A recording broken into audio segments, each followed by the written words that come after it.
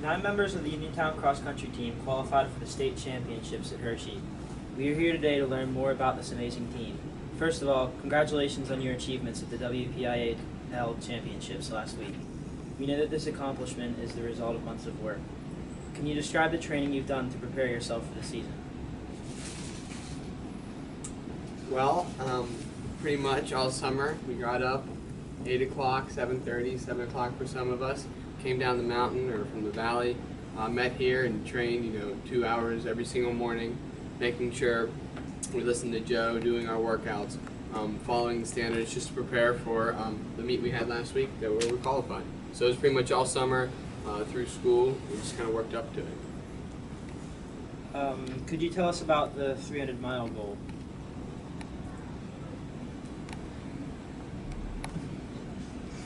We did set a goal, hoping they could get in 300 miles during the summer.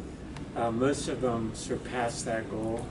They did an excellent job, and that's why they are where they are today. Is there anything different that you do on a race day to prepare?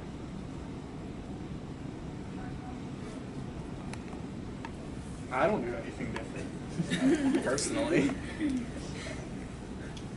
Keep the same habit. Routine is the key. Especially for the big races. I know a lot of us have to pack our lunches, things like that, just to make sure we always keep the consistency in what we eat. No fast food, things like that before races, drink water, not a lot of Gatorade, things like that. The temperatures were high in the 80s for WPIALs. How does this affect your run?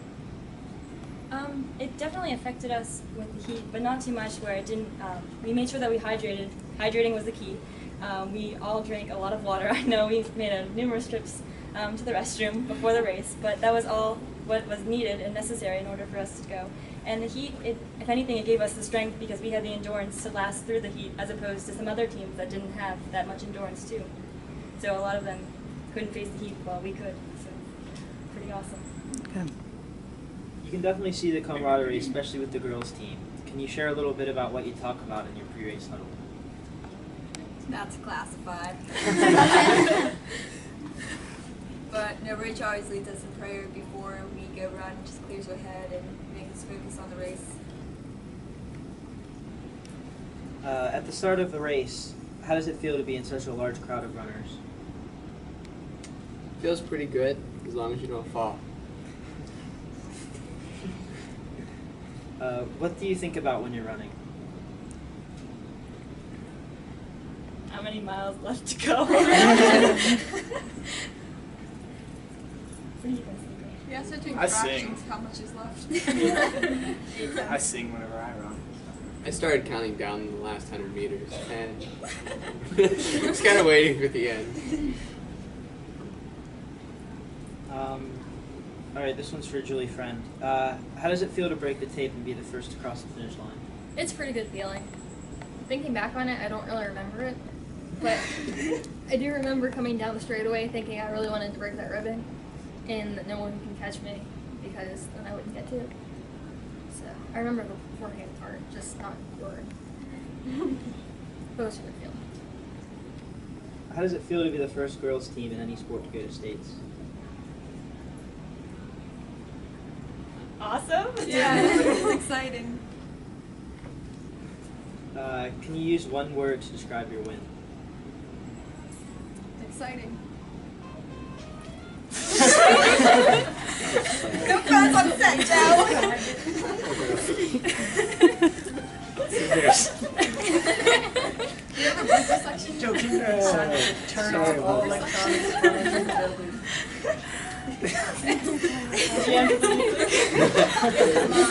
Did one of those targets. And, what is everyone's favorite running shoe? Nike Pegasus. Woo! I like Asics. I like Newton's. I like Brooks.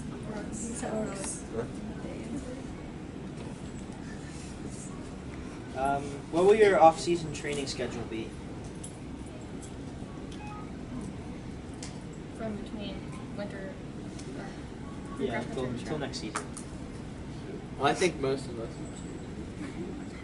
I think most of us are gonna take a nice 2-3 week break. Some of us maybe more, and then towards January or February, start up for the track season again. But you definitely have to take a break, otherwise your legs are just gonna. Yeah, it's not gonna be good. It's not gonna be good. How do you mix speed and distance work when training? I'm so sorry. Just repeat it, honey. How do you mix speed and distance work when training? We want to start out with a lot of distance. It's very important to get a good base. Once we have that base, then we can start into some speed work. We try to mix our hills and speed together. Many of you are involved in other activities, for instance, band, National Honor Society, math team, and a few others. How do you manage your schedule, and do you feel cross country helps you excel in your academics and other activities? This is Rachel's question. I think cross country helps out a lot because sometimes you may get stressed with school activities and just maintaining your classes and everything. And the cross country team has a nice reputation of having a nice GPA, around 4.0, which is really nice. And running helps a lot with releasing stress throughout the day. It's like nice just to take it out on the road or the course or the hill, you know, and it makes you run faster and it gives you like a reason to run. You get to go out with your friends, and that's stress relieving enough, you know. Could you guys tell us about your community service at the School for the Blind? This is something we've been doing for years now, and I really enjoy seeing the cross-country team interact with the blind students down there. It really shows that there's a lot more to them than just athletics, and it's a great experience for all of us. Well, I somehow managed to. I'm a junior now, and I managed to skip my first 2 years of going to the School for the Blind. I was kind of like, I don't think that'd be fun to go. It'd be really sad. But once I got down there and I got to interact with the kids, it was eye-opening. It was really cool to see how everything works. And I really can't wait to go back next year because I really had an enjoyable time. So I went from being that to that, ooh, this is kind of fun. So I think it's a great, and if we could ever get more people to go, I know they limit volunteers down there, but if you ever have an opportunity to go to something like that, I would really suggest it because it helps out a lot. Anyone else? All right, these last few questions are for Joe. How many years have you been coaching? About 25, I believe. Somewhere around there. Can you talk about the cross-country family and what the team means to you?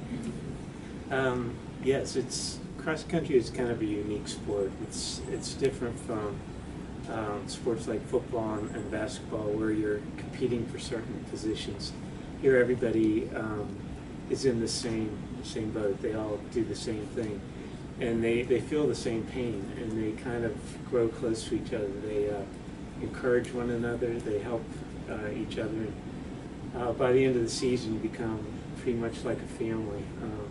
You argue at times, but you know that everyone has your back and they'll be there for you. So it's a great experience. What was your reaction to the team going to states? Oh, it was great. Couldn't stop smiling.